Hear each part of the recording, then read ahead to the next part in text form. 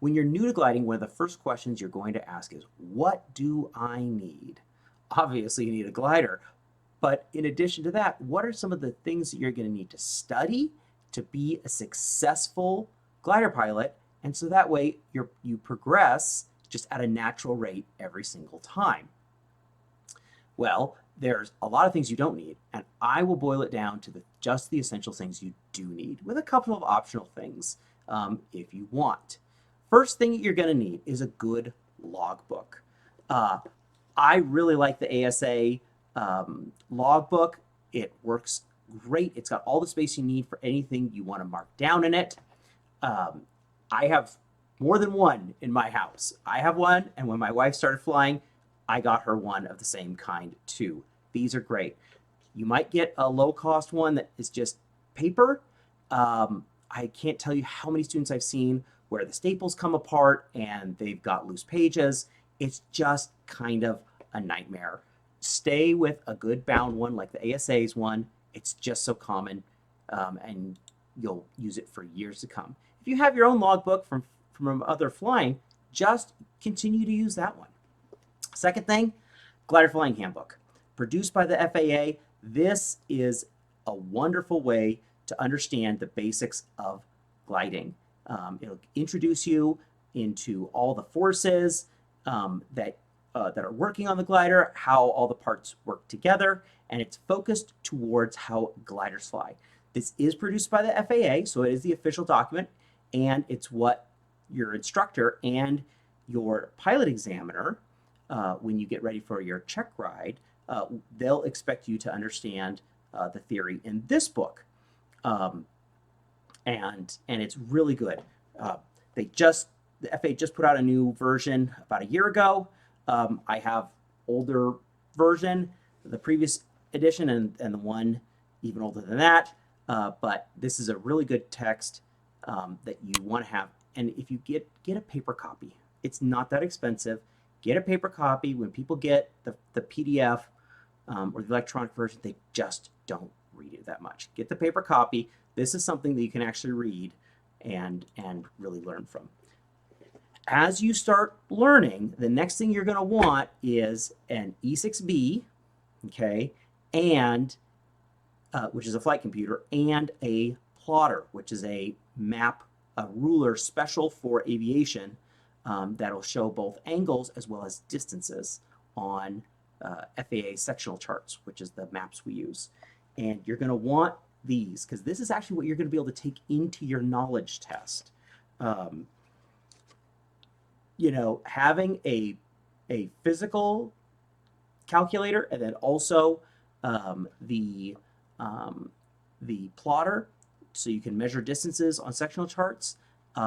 That is a big deal, and you want to use the same ones so that way as you're learning, you're using the same ones that you're going to take into the test with you. So you've already got lots of experience with them, and you're not trying to learn something new at the last minute. So you want to get this very early.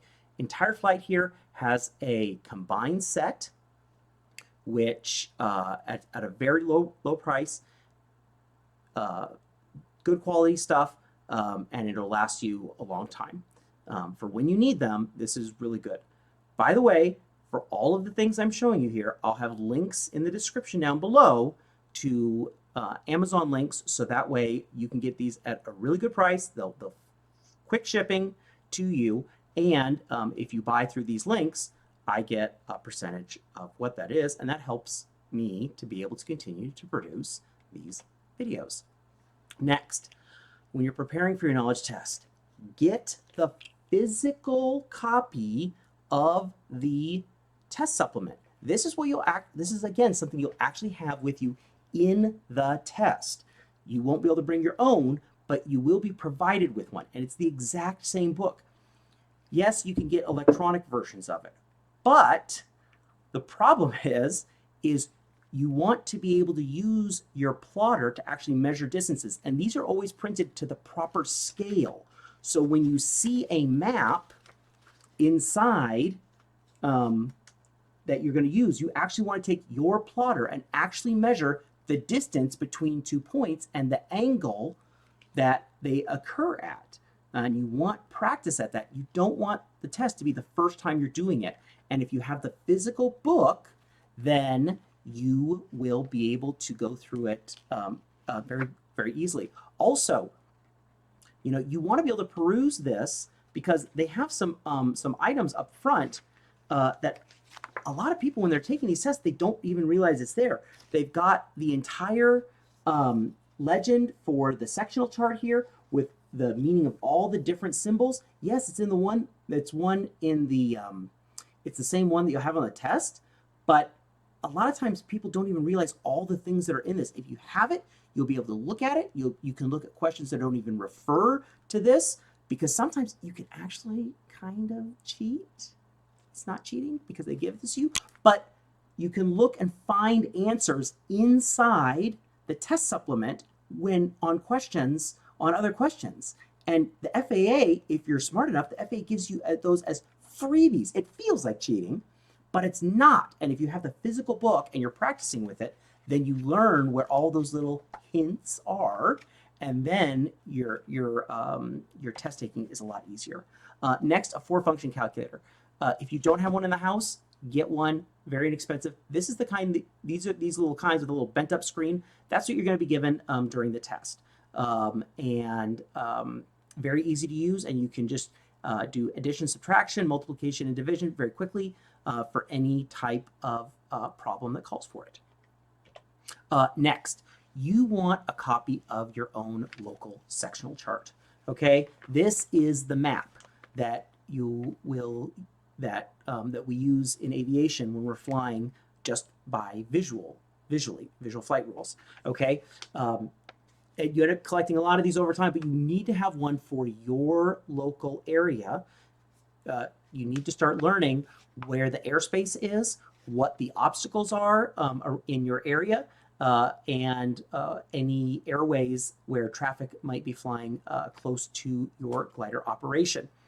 You look at the larger, that little larger nation map, which I have inset there at the bottom there, and you find the one for you. I live in Tucson, so the Phoenix sectional is the one that is for me. That's the kind of the bottom left, kind of southern Arizona. It doesn't even cover all of Arizona, but you get these. Now, there's a couple of things you want to use. Yes, there's the actual map part, okay, with all the airspace and obstacles and things like that. There's also the legend on there, okay, that'll have all that information. You will be asked about this kind of stuff on your Checkride. And then across the top, you're also going to see all this blue and magenta text.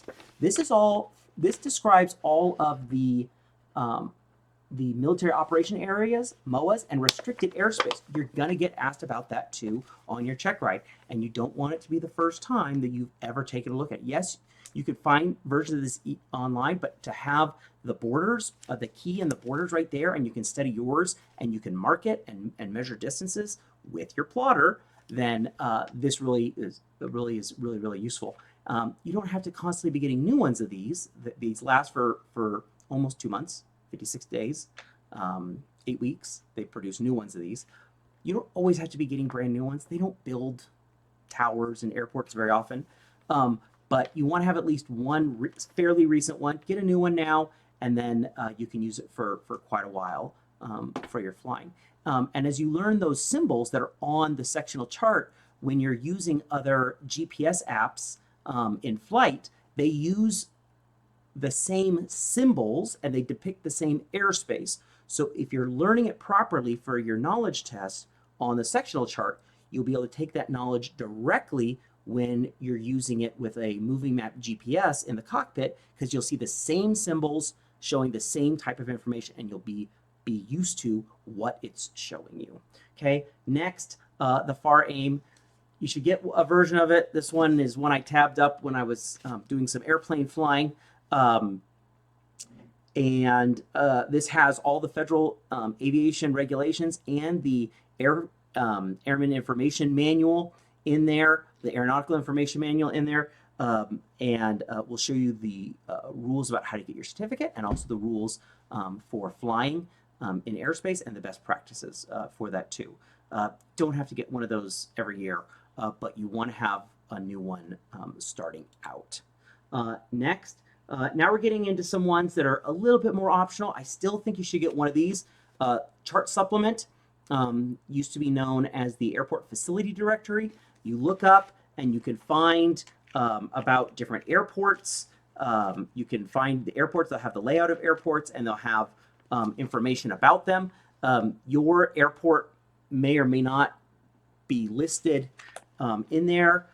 It may or may not have as much information. Almost all the airports are listed in there, but they don't always have a little map showing them. And it'll show information about them. And you can actually use this. You'll see questions about it on your knowledge test. And if you actually have one where you can look up your local information, then all of a sudden that knowledge you've been learning about actually becomes useful, and you can apply it when you're looking at local facilities. I'm showing you on the screen there. You've got the Southwest regional one. There's 7 different regions across the country. You just get the one for your region. That's all you need. Okay. Now this one this one's kind of whereas the glider flying handbook, you can read that straight through. The Pilot's Handbook of Aeronautical Knowledge is almost more like a encyclopedia. It's got lots of great information. There's an airplane on the cover, but it covers everything from airplanes to gliders to helicopters to jets, and so it's more of an encyclopedia. You can't really read this book, but it's a really good one. When you want to know how does an altimeter work, show me the insides of a variometer, or tell me about composite versus metal versus different types of constructions of aircraft, and teach me more about lift and drag at an even deeper level than the Glider Flying Handbook. This is the book for it, and it's an official FAA publication, so this is the kind of knowledge they expect you to know. This is a little bit more optional. If you're going to get one first, get the Glider Flying Handbook, but then you can have this as an even more information, and it covers all kinds of different flying there. If you don't like using an E6B calculator, there are electronic calculators you can use. I've got a couple. I've got the Sporties one and an older one. I've got the Sporties one as well as an older ASA one. Some people really like these. This is kind of optional. If you are okay with learning on the E6B, the paper or metal flight computer, that's fine. You don't need any more. And remember, these are things you can take into the test. So whatever you're going to study with is going to be the thing you use and take to the test, because you're practicing learning how to use that tool, so that way when you go into the test. Some people will tell me, oh, I'll get the nicer one because I can use it later on in my flying for flight planning and things like that. You're probably going to use more sophisticated GPS software that you can actually take with you in the cockpit. People rarely use these outside of the tests. They do make the test go very quickly, but they are the ASA one's $100, and the Sporties one is about $100, and the ASA one is a little more expensive than that. It's in color, which is kind of nice, but you are going to pay for that convenience. Okay. Next, having a copy of the practical test standards. This is what you'll actually be tested to when you go to take your test. I put a bunch of tabs on mine as an instructor to look at all the different required maneuvers that are expected of a pilot, and what what the standard is that the examiner is trying to grade you against. You'll want to look at this. You have to look at this. Whether it's an electronic copy or physical copy, you need to look at this, because this is what you're actually going to be tested to when you go to take your check ride. And it's convenient to have a physical copy I think, as well. Finally, and this one is a bit optional. This is the Aviation Weather Handbook. It is the FAA took 6 different weather documents, put them all together in one, release it as a handbook. Some of it's really good and contributes to really understanding weather, and also not just how the weather happens, but the weather products, those the weather depictions that we can look up, and when we're checking the weather, so that way you can understand how they got that weather and what those weather products are actually showing you.